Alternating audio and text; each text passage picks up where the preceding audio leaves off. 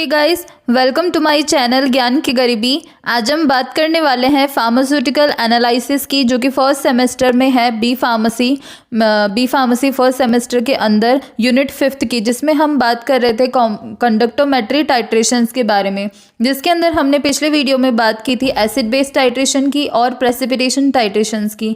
तो आज इस वीडियो में हम बात करेंगे डिस्प्लेसमेंट टाइट्रेशंस की, रेडॉक्स टाइट्रेशन की, कॉम्प्लेक्सोमेट्रिक टाइट्रेशन की और नॉन एक्वस टाइट्रेशन की। तो चलिए स्टार्ट करते हैं। इससे पहले इसकी जो नोट्स है वो हमने नीचे डिस्क्रिप्शन बॉक्स में इसका लिंक दे दिया है, तो आप वहां से जो है डाउनलोड कर सकते हैं।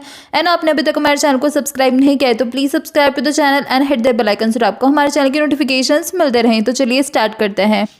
तो सबसे पहले हम डिस्प्लेसमेंट टाइट्रेशन की बात करेंगे। ये ऐसी टाइट्रेशन जो कि जिसमें डिस्प्लेसमेंट होता है एक आयन का दूसरे आयन से, उन टाइट्रेशंस को हम बोलते हैं डिस्प्लेसमेंट टाइट्रेशंस। और उनके एग्जांपल्स जो हैं नीचे दे रखे हैं। तो दो तरह से हम डिस्प्लेसमेंट टाइट्रेशन को आज इस वीडियो में हम देखेंगे। तो सबसे पहला केस है, हम इसके अंदर लेते हैं सॉल्ट, स्ट्रॉन्ग एसिड और वीक बेस का जो सॉल्ट होता है उसको लेंगे और उसका हम टाइट्रेशन कराएंगे स्ट्रॉन्ग बेस के साथ में। और दूसरे केस में हम क्या करेंगे, सॉल्ट लेंगे स्ट्रॉन्ग बेस का और वीक एसिड का, और उसका हम टाइट्रेशन कराएंगे स्ट्रॉन्ग एसिड से।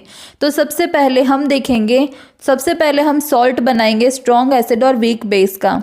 तो स्ट्रॉन्ग एसिड लेंगे हम इसके अंदर और वीक बेस लेंगे। जब इनको हम जो है टाइट्रेट कराते हैं, इनको हम मिलाते हैं तो बनता है सॉल्ट NH4Cl। तो यहाँ पे हमने स्ट्रॉन्ग एसिड लेते हैं HCl और वीक बेस लेते हैं अमोनियम हाइड्रोक्साइड। तो इससे हमें जो है सॉल्ट मिल जाता है स्ट्रॉन्ग एसिड और वीक बेस का, जैसे कि अमोनियम क्लोराइड। इसके बाद में हम इसकी टाइट्रेशन कराते हैं स्ट्रॉन्ग बेस के साथ में। तो जब इसके साथ में हम टाइट्रेशन करवाते हैं तो इसमें ये फॉर्म करता है अमोनियम हाइड्रोक्साइड और NaCl। तो ये जो टाइट्रेशन होती है अमोनियम क्लोराइड जो है इसके अंदर, हम इसको यूज़ करते हैं एज अ टाइट्रेट और NaOH को हम यूज़ करते हैं एज अ टाइट्रेंट। तो यहाँ पे हम ग्राफ में देखें तो जो फर्स्ट पार्ट होता है टाइट्रेशन का, ये जो है वो प्लेट्यू है, मतलब इसमें स्ट्रेट लाइन है, क्योंकि यहाँ पे सिर्फ जो है डिस्प्लेसमेंट ही होता है अमोनियम और क्लोराइड आयंस का सोडियम और हाइड्रोक्साइड आयंस के साथ में, जब तक एंड पॉइंट नहीं आ जाता। मतलब इसमें कोई भी कंडक्टिविटी जो है ना तो इंक्रीज होती है और ना ही डिक्रीज होती है, सिर्फ इसमें डिस्प्लेसमेंट ही होता है आयंस का एक दूसरे के साथ में।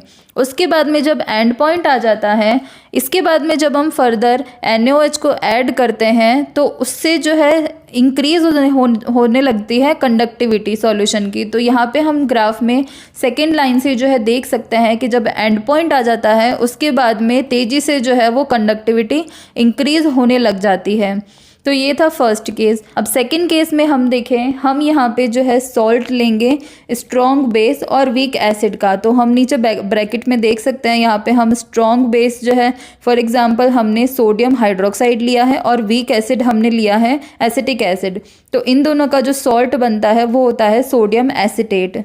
तो इसको हम लेंगे और इसको हम टाइट्रेट कराएंगे स्ट्रॉन्ग एसिड के साथ में। तो यहाँ पे हम HCl मिलाएंगे और इसके साथ में जब हम टाइट्रेशन कराएंगे तो ये फॉर्म करता है एसिटिक एसिड और सोडियम क्लोराइड। तो ये जो टाइट्रेशन है इसके अंदर जो सोडियम एसिटेट है इसको हम एज अ टाइट्रेट यूज़ किया गया है और HCl जो है इसको एज अ टाइट्रेंट यूज़ किया गया है। तो यहाँ पे हम सबसे पहले ग्राफ में देखें तो जो फर्स्ट पार्ट है टाइट्रेशन का, उसके अंदर जो है ग्रेजुअली इंक्रीज, मतलब धीरे धीरे जो है कंडक्टिविटी इंक्रीज होती है, क्योंकि यहाँ पे डिस्प्लेसमेंट होता है एसिटेट आयंस का क्लोराइड आयंस के द्वारा, जब तक एंड पॉइंट नहीं आ जाता। उसके बाद में जब एंड पॉइंट आ जाता है, उसके बाद में जब हम हाइड्रोक्लोरिक एसिड जो है उसको ऐड करते हैं फर्दर, तो उससे जो कंडक्टिविटी होती है वो तेज़ी से इंक्रीज होने लग जाती है, जैसे हम ग्राफ में देख सकते हैं। तो ये थी डिस्प्लेसमेंट टाइट्रेशन। इसके बाद नेक्स्ट टाइट्रेशन है रिडॉक्स टाइट्रेशन। तो जो रिडॉक्स टाइट्रेशंस होती है वो यूजुअली एसिड मीडियम में जो है कंडक्ट की जाती है।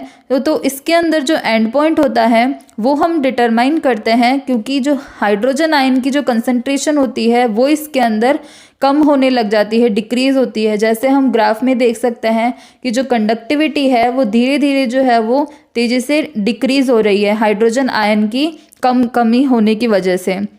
उसके बाद में डिफ़िकल्ट होता है इसके अंदर स्मॉल चेंज को जो होता है कंडक्टिविटी का उसको डिटेक्ट करना, क्योंकि जो रिडॉक्स टाइट्रेशंस होती है इसके अंदर जो कंडक्टिविटी चेंज होता है वो बहुत ही ज़्यादा स्मॉल चेंज होता है, तो इसकी वजह से डिफ़िकल्ट होता है डिटेक्ट करना भी, क्योंकि ये जो कंडक्टिविटी चेंज है वो हमें जो है डिटेक्ट करना भी पड़ता है, क्योंकि इसमें जो हाइड्रोजन आयन कंसंट्रेशन होती है वो चेंज होती रहती है, जिसकी वजह से जो कंडक्टिविटी होती है वो भी चेंज होती रहती है।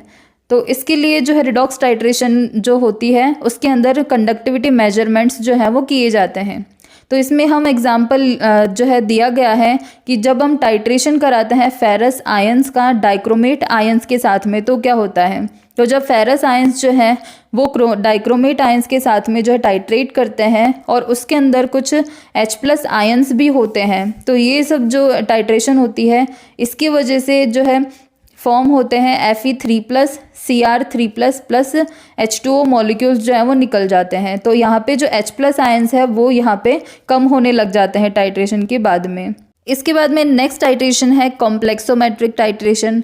अब इसके अंदर भी जैसे रिडॉक्स टाइट्रेशन में जो कंडक्टिविटी चेंज जो होता है वो बहुत छोटा होता है, उसी तरह से जो कॉम्प्लेक्सोमेट्रिक टाइट्रेशन है इसके अंदर भी जो कंडक्टिविटी जो चेंज हम इसमें ऑब्जर्व करते हैं या मेजर करते हैं एंड पॉइंट के पास में वो भी जो है वो छोटा होता है। तो ये फॉलोइंग जो ग्राफ है टाइट्रेशन में जिसमें हम टाइट्रेशन करवा रहे हैं पोटेशियम क्लोराइड की मर्क्यूरिक क्लोराइड के साथ में, तो यहाँ पे हम देख सकते हैं 2 इन्फ्लेक्शंस जो है वो इंडिकेट किए गए हैं। तो ये 2 इन्फ्लेक्शंस जो है वो क्या दर्शाते हैं, तो जो पहला इन्फ्लेक्शन है वो ये बताता है कि यहाँ पे जो HgCl4- है उसका फॉर्मेशन हो गया है, और दूसरा जो इन्फ्लेक्शन है वो रिएक्शन की कंप्लीशन को जो है वो दिखाता है।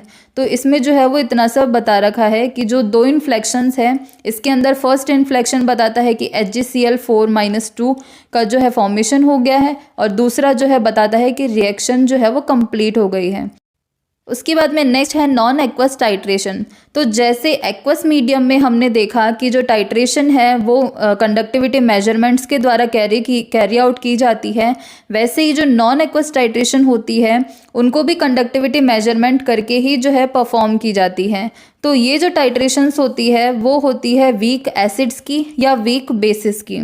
तो इसमें हम एग्जांपल देखेंगे तो यहाँ पे जो टाइट्रेशंस होगी वो एक्वस मीडियम में नहीं होती बल्कि दूसरे मीडियम में होती है, जैसे मेथनॉल हो गया, पेरिडन हो गया, तो इन सब में होगी। तो फर्स्ट एग्जांपल है कि हम यहाँ पे टाइट्रेशन करवा रहे हैं वीक ऑर्गेनिक एसिड्स की, और यहाँ पे हम एक्वस मीडियम नहीं ले रहे हैं, नॉन एक्वस ले रहे हैं। जैसे वीक ऑर्गेनिक एसिड्स जो है वो हम ले रहे हैं मिथेनॉल में, पिरिडिन में या फिर डाईमिथाइल फॉर्मामाइड में, और इसकी हम टाइट्रेशन करवाते हैं टेट्रा मिथाइल अमोनियम हाइड्रोक्साइड के साथ में।